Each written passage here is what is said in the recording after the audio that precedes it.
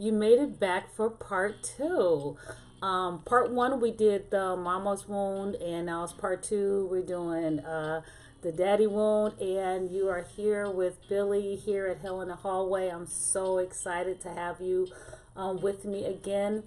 In part one, we talked about the power of the mama wound, right? When our parents hurt us, right? And I spoke specifically about the mother. And this time we're going to talk about the father. Now, keep in mind, whether or not a person is in your life, their presence and their absence still makes an impact. People think that, oh, he don't need their daddy. He's fine. I got him. I raised him. I am his father. No, that still is going to have some sort of an impact. Does that mean that someone can't sublimate, meaning someone can't sub that relationship? Absolutely not. Of course they can.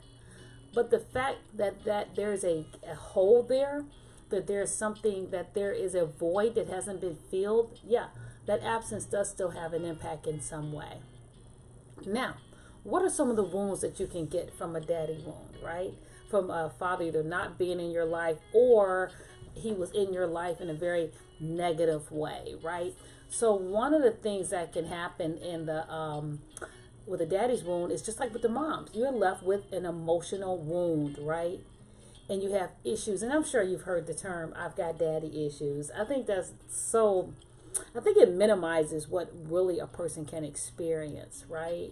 One thing that I know that can happen with a daddy wound is that you can become easily attached. Because when we are really trying to work out a historical trauma of someone not being in our lives, we can become a little too clingy with somebody else in our lives, right? And we become very clingy fast, right? We'll hold on tight. The littlest bit of tension, we start believing that things are bigger than what they are, right? That's an example of a daddy wound. And that can happen with men or women. It also can be just the opposite. You push people away and you absolutely will not become attached. You have no trust for no one. No one. And here's the thing. We start making other people pay for the mistakes that don't belong to them.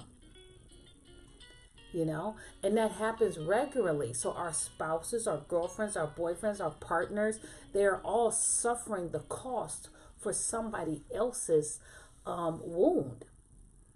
And so it's important that we work out those mama daddy wounds. So we got the possibility of you becoming too attached, too clingy, fearful of that person leaving you, right? All the time. And you're constantly looking for validation.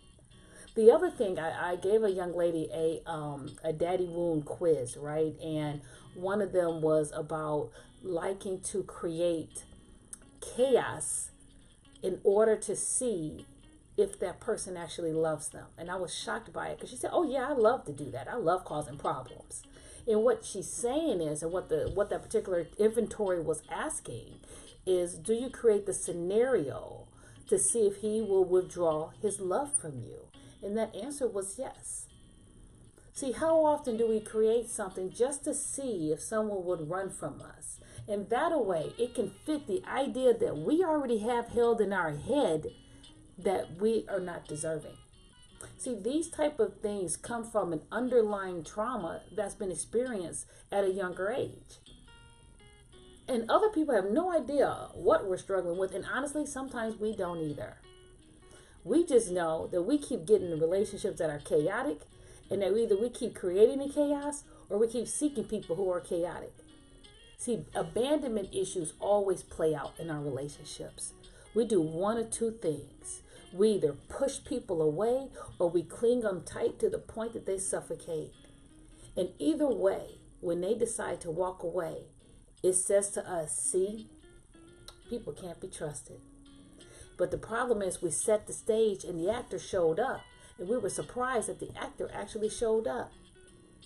But what we really don't know, the person who wrote the script was an absent father or an absent mother or an abusive father or an abusive mother. Check the script in your life. Who wrote it? What line are you reading? Did trauma write that line? Because that's the case for many individuals. The other one is getting with people, so we are too clingy, we push them away, and the other one is you're emotionally unavailable. You don't connect well. You don't display emotions because you don't even trust them. Not about the other person. You don't trust them with yourself. And so when we struggle with emotional unavailability, we are cold. And sometimes we take pride in that, but our relationships suffer. When we get with people who are emotionally unavailable, we have an expectation that they will be available emotionally. And then we're upset that they're not. Right? That seems kind of nuts to get in those kind of relationships, right? No, it actually makes sense. And what I mean by that is that we're actually working out our internal issues. We just don't know that we are. It's called a process of undoing. We're seeking something that is symbolic of our historical stuff in order to try to resolve it through somebody else. But it never works that way. So thanks for tuning in for part 2 of the daddy wound. Well, the first one was mama's wound, and now you're in here for the daddy wound. I hope to see you again. Keep in mind some of these issues, or many of these issues, can be worked out in therapy. You can engage your spiritual world in that as well, or supportive friends and family. And recognize, folks, it is not just about the destination. It is also about revelation. Take care.